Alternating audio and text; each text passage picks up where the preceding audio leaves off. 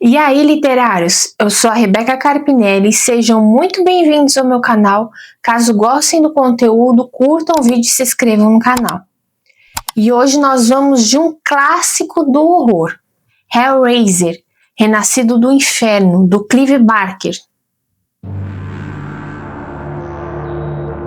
O Clive Barker é um autor britânico renomado, conhecido por explorar o horror visceral, a fantasia sombria e o grotesco. O autor tem vários livros lançados de sucesso, tem antologias de contos de horror também, e Hellraiser é uma das obras mais conhecidas dele. Esse livro ele foi lançado em 86 e serviu de base para o famoso filme de 87, logo no ano seguinte da publicação do livro, e foi dirigido e escrito pelo próprio autor, que também foi sucesso de crítica e é considerado um clássico cult.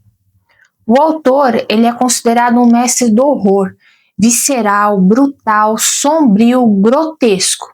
Ele explora a dor muitas vezes nas suas histórias. E um parênteses aqui para entender sobre a diferença entre os gêneros do terror e do horror.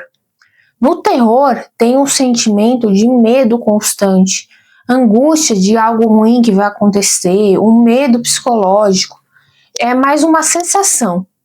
Já no gênero do horror é a reação imediata de algo brutal, que causa impacto, aversão, vendo ou vivenciando algo chocante. E nesse clássico do horror, a gente vai conhecer os Cenobitas.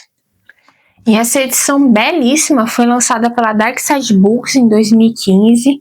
Aqui eles fizeram, a textura como se fosse couro, que é dos Cenobitas. Tem o desenho da caixa do Le Marchand, aqui também por dentro. Tem as correntes dos Cenobitas. Aqui na parte de trás tem até a gravura que o Clive Barker fez ali dos Cenobitas. Aqui é do filme. É um livro muito bonito. Aqui outra imagem do Cenobita. Esse livro ele é bem curtinho, ele só tem 150 páginas, é uma leitura muito rápida e ela desperta muito a curiosidade do que vai acontecer, e apesar do livro ser curto, ele choca bastante. O livro ele começa com Frank, um hedonista, que na busca ali de prazeres extremos, adquire uma caixa misteriosa, a caixa de Le Marchand. E ele tá lá num quarto sozinho, fazendo um ritual para tentar abrir essa caixa. E a promessa dessa caixa é que ela traz prazeres sem fim, que nenhum homem jamais conheceu. E o Frank, ele é um cara que ele já fez várias coisas, usou drogas, já fez várias coisas, viajou para muitos lugares atrás de prazeres, mas nada disso foi suficiente. E ele acaba ouvindo a história bizarra dessa caixa, ele consegue achar o artefato e ele consegue abrir a caixa nesse ritual. E é aí que os Cenobitas aparecem para ele. Eles são criaturas estranhas, usam roupas de couro, correntes, são desfigurados, disformes. E tem um detalhe, o tal prazer ali que a caixa proporciona é diferente. Para os Cenobitas, esse prazer é o da tortura, da dor extrema, do sofrimento, é sádico. E essa caixa de Le Marchand, ela é como se fosse um portal, ela é aberta e funciona como uma ponte entre o mundo terreno e esse plano demoníaco dos Cenobitas. De acordo com o livro, esses Cenobitas, eles são teólogos da Ordem de Gash. Eu peguei um trechinho aqui para ler. Aqui é um Cenobita falando por Frank. Sua depravação mais caprichosa é brinquedo de criança se comparado às experiências que oferecemos. Depois que os Cenobitas aparecem, nada do que o Frank imaginava acontece. Dá tudo muito errado, ele simplesmente some e fica preso na dimensão dos Cenobitas. Essa primeira parte do livro ela se encerra E o que acontece a partir dali, o que se desenvolve, é o irmão do Frank, o Rory, se mudando para essa mesma casa, que era uma casa de herança ali de família, e depois que o Frank sumiu, o Rory se muda para casa com a sua esposa, Julia.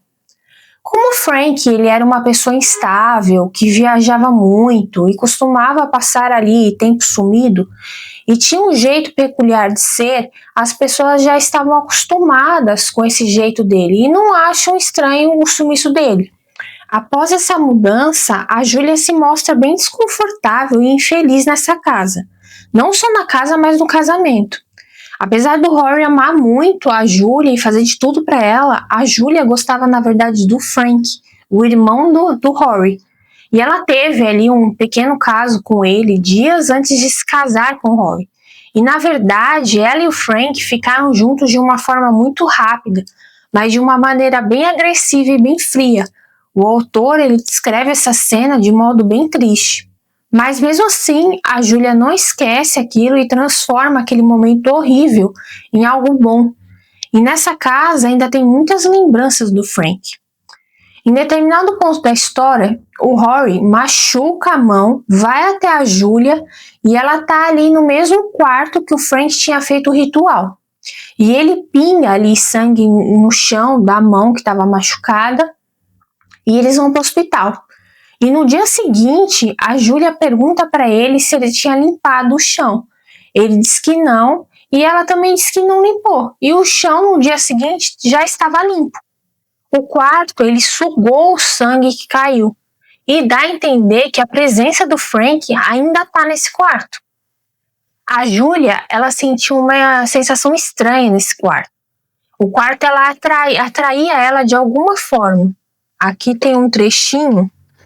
Ela não tinha certeza do motivo de ter subido, nem de como explicar o estranho conjunto de sentimentos que a assediavam enquanto estava lá. Mas havia algo naquele interior escuro que a confortava. Era um tipo de útero, o útero de uma morta. Depois que o sangue é sugado pelo quarto, a Julia tem uma visão do Frank. Com esse sangue que caiu, o Frank ele conseguiu se materializar para ela. Só que ele aparece de uma forma disforme, retalhada. Ela viu que era humano, ou que havia sido, mas o corpo tinha sido feito em pedaços e recosturado, com a maior parte das peças faltando ou retorcidas e enegrecidas, como se estivessem em um forno. Ele surge da dimensão dos cenobitas para ela, pedindo a ajuda dela, para poder se reconstruir de dentro para fora. Ele quer sair dessa dimensão dos cenobitas e com a promessa que se ele sair dessa dimensão e voltar, ele vai ficar com ela. E ela acredita nele, claro, e aceita ajudá-lo. Só que essa ajuda para ele se reconstruir o seu corpo, ele vai precisar de muito sangue. A partir disso, a gente acompanha acontecimentos frenéticos da Julia ajudando o Frank a se reconstruir. Sim, Julia estava perdida, casada com um homem que não amava, incapaz de ver uma saída. Bem, ali estava ele. Os dois podiam salvar um ao outro, da forma que os poetas prometiam que amantes fariam. Ele era um mistério, ele era trevas, ele era tudo com o que ela sempre sonhara. E se ela o libertasse, ele a serviria, assim, até que o prazer dela alcançasse aquele limiar que, tal qual todo limiar, era um local onde o forte fica mais forte e os fracos perecem. Prazer era a dor ali, e vice-versa. E ele o conhecia bem, o suficiente para chamá-lo de lar. A escrita do Clive Barker, apesar de ser visceral, brutal, impactante, ela também é uma escrita muito poética em alguns momentos. Por esses trechos que eu li, dá para perceber. Ele consegue unir características bem distintas em uma obra de horror e criar algo único. Em Hellraiser, o autor ele explora muito bem as obsessões humanas e até onde o ser humano é capaz de chegar atrás de meros prazeres. No filme, o Clive ele fez algumas alterações na história, ele modificou o parentesco ali de um personagem. No filme também é falado mais sobre a origem dos cenobitas e da caixa de Le Marchand. e o final também ele é diferente. O filme e o livro, eles acabam se complementando. Então, para quem gosta do livro, vale a pena ver o filme. Essa aqui é a minha recomendação de um clássico do horror. Não esqueçam de curtir o vídeo. Eu deixei o trailer ali do filme para vocês assistirem. Obrigada pela companhia e até o próximo vídeo. Tchau! I have seen the future of horror. His name is Clive Barker.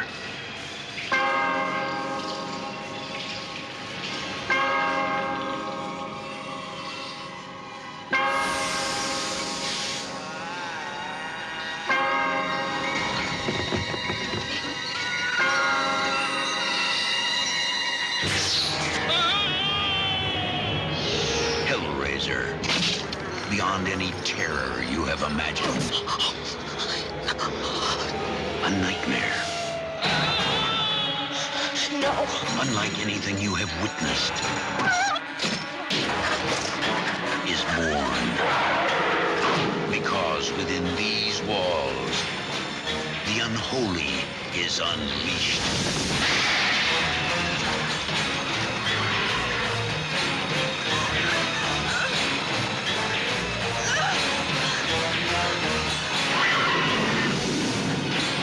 Hellraiser, a film by Clive Barker. We'll tear your soul apart.